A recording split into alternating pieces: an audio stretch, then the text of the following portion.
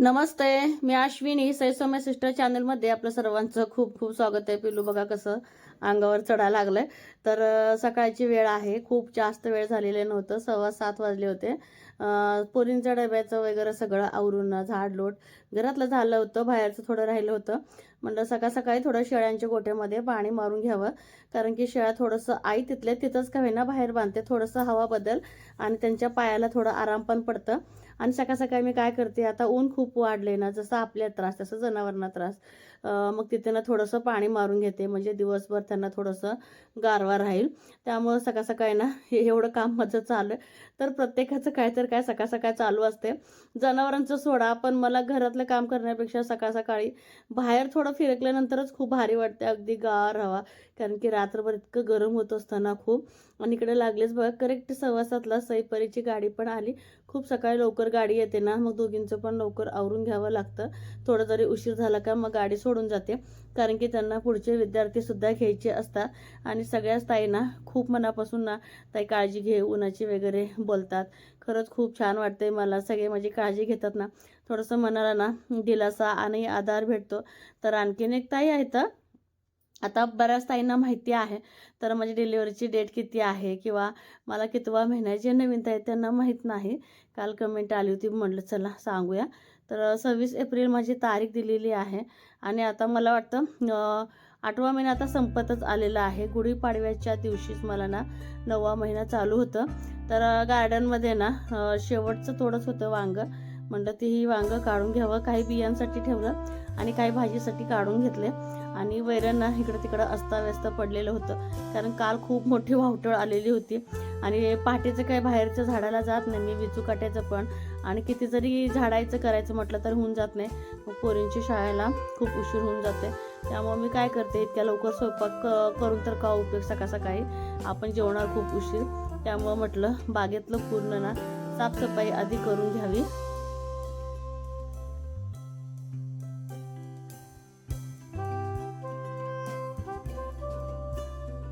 9:30 वाजलेत आणि कामाला उशीर, म्हणजे सांगते का झाला कामाला उशीर. तर सुतक होतं आणि सुतक पण भेटलं, सकाळी देवपूजा करायला पण उशीर. आणि उशीर झाला, आणि कारण की 4-5 दिवस जरा देवपूजा नव्हती. गार्डनमधनं पाणी वगैरे घालायला सगळं झालं. उन्हात घालण्यापेक्षा कधी हे सकाळ सकाळी घातलेलं बरं. आणि सकाळ सकाळी थोडं ना मला बरं वाटतं. परत 9च्या पुढं काही खरं नाही. आणि लकीच्या काय भाकरी बनवलं, परत बाजरीच्या काय भाकरी बनवलं, ज्वारीचं बनवलं आणि चपाती सईला बनवलं. ज्वारीची मी भाकरी खात नाही, काय माहीत प्रेग्नन्सी राहिल्यापासून ज्वारी अजिबात मला खाऊ वाटत नाही.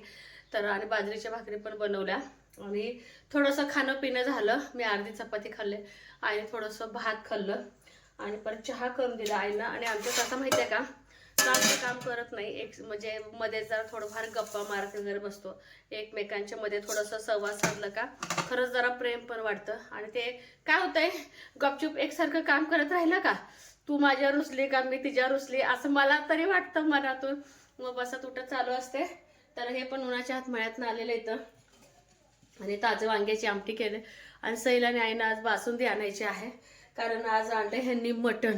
खूप दिवस झालं लागलो होते माझ्या मागं, 7-8 दिवस झालं थांबा थांबा थांबा म्हणत येतो, ह्यांना वडत आणले. तर आतमध्येच फोडणी देणार आहे, गॅसवरती दिलं मी ऑलरेडी फोडणी. तर पूर्ण वापलायला ठेवले मटण. आणि त्याच्यानंतर मग मी थोडंसं ह्याच्यावरती प्लेटवरती गरम व्हायला पाणी ठेवलं, ते ह्याच्यामध्ये घालून मग चुलीवरती ठेवते. चूल अशी पेटलेली आहे. म्हटलं सगळं साहित्य आत बाहेर नेण्यापेक्षा घरातच आपलं केलेलं बरं. आणि सकाळीच पूर्ण तयारी करून ठेवले आणि मटण आणायच्या अगोदर. त्यामुळं पण निवांत चालू आहे माझं काम. जसं की बघा, कांदा, टमॅटो, लसूण, आलं आणि ह्याच्यामध्ये खोबरं बारीक केलं आहे. आणि लकीची भाकरी मी इथं साईडला ठेवली आहे. तर हे सगळं आता बारीक करून घ्यायचं आहे मला. आणि लसूण खोबरं करून घेतलं. आणि शूटबीट काय करत बसले नाही, उठबस करायला नकोच म्हटलं, आता डायरेक्टच आता बोलवावं. तिळवण एक प्रकार आहे, मी बऱ्याच वेळा बऱ्याच ब्लॉगमध्ये दाखवलेले. तर तिळवण आणलंय. ते तिळवण आहे का पातेल्याला चिटकावायचं आणि नंतर आरावरती भाजायचं, आणि ते हे खातेत. ह्यांना आणि आमच्या अण्णांना खूप आवडायचं. हे तिळवण आणले की मला आमच्या अण्णांची खूप आठवण येते. अण्णा आणायचे. आणि फर्स्ट टाइम इथं आले गावातच बघितलं तिळवण हा प्रकार. तर चला, तिचे वापरलेलं पाणी आहे का ह्याच्यामध्ये मिक्स करून वापरून घेतलंय. ह्यातच आता गरम पाणी ओतणार आहे. आणि आता चुलीवरती मटण ठेवणार आहे शिजण्यासाठी. म्हटलं दूध तापायला ठेवले मी आणि इथं मटण आणि इथे वळण असं चिटकवले आणि चुलीवरती होऊन जाते आपलं पटकन. आणि ऊन बघा 9:30 ऊन. लकीला बांधायचं राहिलंय की अहो लकीला बांधायचं राहिलंय बरं का. विसर चाल लकीला बांधायचं आहे. आणि इथं गहू पसरायचं चालू आहे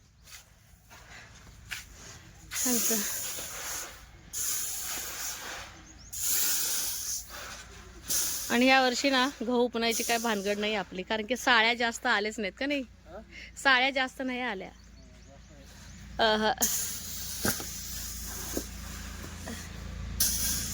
मी बऱ्याच वेळा ना आपल्या कणगीची माहिती सांगितली होते आणि आई आपल्या तिकडे गेलेत बघा गहू पसरायला. तर ह्या वर्षी मी प्रॉपर सुट्टीवर आहे. बऱ्याच वेळा मी ताईने सांगितलं, जे नवीन ताई असतात ना त्यांना माहीत नसते कणिंग म्हणजे काय. कणिंग आता घरगुती पण आलं तर आमच्या तर दारावर ना 1 पोत्याचं 2 पोत्याचं सेम ह्याच आकारामध्ये येते बरं का. घरगुती गच्चीवर सुद्धा ठेवता येते. तर हे आमच्या ना 7 पोत्याचं मला चांगलं आठवत आहे. आमच्या अंगाने मला सांगितलं अश्विनी कधी पण लक्षात ठेवा आपली कणिंग आहे का तिने पण 7-7 पोत्याचं होतं सांगितलं ते मला अण्णा. तर ही जी निगा राखण्यासाठी बघा एक तर ह्याला दरवर्षी पेंट करून घ्यावं लागते, कारण की हे पावसामध्ये असतात आणि पाऊस म्हटलं की गंज चढतो, पाणी इकडे तिकडे अडकलेलं असतं. तर आता ह्या वर्षी आम्हाला ह्या वर्षी पेंट करायला होतं नाही. आता पेंट करायला आता नाही, ह्या वर्षी आम्हाला होत नाही. आता पुढच्या वर्षीच करणार आहे आम्ही. कारण की गहू आता टाकणार, कारण की मी पण मत्तीला नाही, मग आईना लोड होते म्हणून मग घरचे म्हणजे जे आम्ही घरी आम्ही दोघे करायचे होते आता ह्या वर्षी ह्यांच्यावरती जरा लोड पडलाय. पडू दे, काही हरकत नाही, चांगल्या गोष्टीसाठी. तर ही कनिंग आहे का तर एकतर पावसामध्ये असते, 12 महिने उन्हामध्ये ठेवायचं किंवा सावलीत वगैरे ठेवायचं नाही किंवा घरात ठेवायचं नाही. तुम्ही गच्चीवर ठेवलं तरी पण चालते, असं बाहेर भरपूर असं उन्हात ठेवलं तरी पण चालतंय. तिथे एक झाड होतं बघा, आम्ही झाड काढलो कारण की ह्याच्यावरती खूप सावली यायला लागली आणि ह्याच्यामध्ये धान्य आपण व्यवस्थित पाकडून उपणून औषध लावून व्यवस्थित जर ह्याच्यामध्ये टाकलं का अजिबात कीड वगैरे लागत नाही. कारण की 12 महिने ह्याच्यावरती ऊन असतं गरम, त्यामुळं ना हे धान्य अजिबात किडत नाही. आता तुम्ही म्हणताल भिजत नाही का, तर काही नाही, बहुतेक भरपूर असं प्रोटेक्शन आहे याला. तर ह्याचे जे हे आहेत ना वरचे झाकण तर असे आहेत की नाही, चांगलं आहे की एवढे 4 बोटं खाली आहेत. म्हणजे जे काय पावसाचं पाणी आहे का, किती पण मोठा पाऊस वारं कावदान येऊ दे, पूर्ण पाणी खाली जातं, त्यामुळं भिजायचं काही अडचण येत नाही. दुसरी गोष्ट इकडे एक कडी आहे आणि इकडे एक कडी आहे. आम्ही तर कुलूप लावून ठेवत असतो, कारण की आमचं वर्षभराचं धान्य असते. तर 3 कणगी काय घेतले सांगते, तर 7 पोती आम्ही वर्षभर ठेवतो आणि काही वरती खायला ठेवतो. जसं की माझ्या दिराला, नंदेला आणि आम्हाला बलुती, कोण इकडे तिकडं एखादं शेअर द्या म्हणून कोण जर आलं गरीब गोरगरीब आम्ही खरंच देतो त्यांना. आणि बलुतं दाल तर तुम्हाला सांगते, एक गव्हाला आहे, एक खपली गव्हाला असतं आणि एका ज्वारी आणि हरभरं करडं आणि प्लस आपलं जे काय थोडं थोडं जे धान्य असते का ते म्हणजे एका कणगीत ठेवतो. त्यामुळं आम्ही 3 कणगी ठेवतो. त्यामुळं बिनधास्त तुम्ही पण घ्या.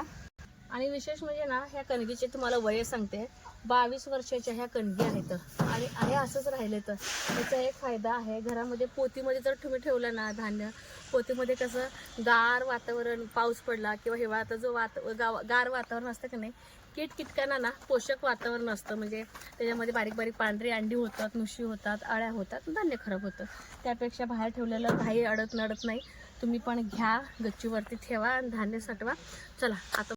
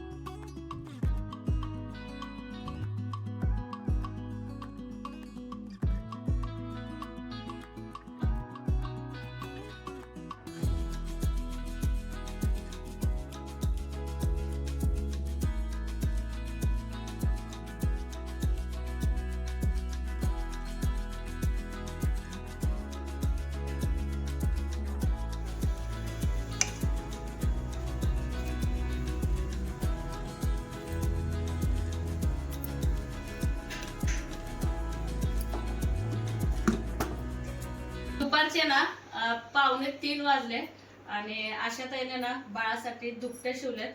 तर पहिले दुपट्या त्यांनी आणलेल्या साडीतून त्यांच्या शेजारच्या एका आजीकडून साडी मागून ना, तर हे बघा असं एक दुपटं शिवलंय. धरा तुम्ही उकलून दाखवा. तुम्ही दुपटं शिवलं, तुम्ही दाखवा. तर नवीन नवीन जन्मल्यावर ना बाळ छोटा असते, तर त्या मापाने का नाही, तर असे मधून टिप्पा मारून असे शिवलेले. किती पदरी आहे? 4 पदरी नाही, 4 पदरी. तर एक असं 4 पदरी. हे पण त्या साडीचं आहे. आणि नऊवारी बिवारी दुपट्याचं जर बोललं ना, पूर्वी बायका साड्या असल्याच घालायच्या, पहिल्या आज्या साड्या अशा एक साड्या काड्या काढायच्या, नऊवारी असायचं, त्याचं पण मऊ असायचं. आता हे दुर्मिळ आहे, पण आता हे बाळासाठी ना हे छोटे छोटे हे लंगोट आहे, छोटे छोटे आजीने दिलेलं आहे. हे बाळाच्या आजीनं आणि बाळाच्या आजीने दिलेलं आहे. आईचा कालवा माझ्या साडीचं माझ्या साडीचं शिवा म्हणून सांगितलेलं आहे. अशा प्रकारे शिवलेत. आणि हे माझ्या साडीचं आहे. ही प्लेन केलंय खाली ठेवायला. दवाखान्यात ती ह्याच्यासारखं असते आणि ह्याला टिपा मारल्या तर मग दिसून यावं नाही, छान वाटतंय. दिसून पण येत आहे आणि दिसायला पण ना छान पण नाही, खाली आपलं ती जाईसारखी असते ना, टोचत नाही. 10 शिवले 10 आणि ही टोचत नाही हो, खाली प्लेन ठेवायची तर. आणि हे जवळ हात राहील काय होत नाही. ह्याला मधून शिलाई नाही आहे, आई खालून टोचत नाही ना असं बाळाला. प्युअर उन्हाळा आहे, उन्हाळा म्हणून ते प्लेन ठेवले की तसं. ही प्लेन आणि टोप्या इतक्या छान छान शिवल्यात ना. अजून एक आहे ना, हे पण कॉटनची टोपी, ही एक टोपी, परत ही 2, परत परी. ही 3. ही पण टोपी माझ्या ड्रेसला मॅचिंग घालते काय? सोनू म्हणते ड्रेसला तिच्या मॅचिंग आहे म्हणते, टोपी घालते का म्हणते तिला. अगं ही तर माझ्याच सोनूला ड्रेस सईचा ड्रेस आहे. तर अशा ताईकडे तिचा सईचा ड्रेस आहे की नाही, थोडस खालून कट करायला सांगितलं होतं. तर तो ड्रेस सईचा ड्रेस आहे. झालं बघून झालं, याची किंमत ठरवा बरं आता. काकी व्हायचं फुकट आहे का अशा ताई? फुकट फुकट आहे काय? काकी व्हायचं फुकट आहे की नाही? फुकटच आहे. का आहे काकी व्हायचं पैसे घेते ते. कशाला? काकी व्हायचंय ना त्यांना अजून एकदा तिसऱ्यांदा. मग काकी वेळ असे ना, पण किंमत ठरवा. किंमत काय नाही, बाळ मांडीवर आलं आम्हाला सुशी माहित नाही. आशात आहे. फक्त पेढा आणून द्या 1 किलो. 1 किलो पेढा मला झाला किंमत. मग दोघी खावे. म्हणजे अर्धा किलो. आजीला आम्हीच खातो. ही म्हणते मी पण येते म्हणते त्याच्यामध्ये. आजीची साडी आहे माझं शिवणं. आणि नाही काकी व्हायचं म्हणजे सुखाच आहे का सांगा बघू आई. आणि लंगोट हे कशासाठी म्हणलाय?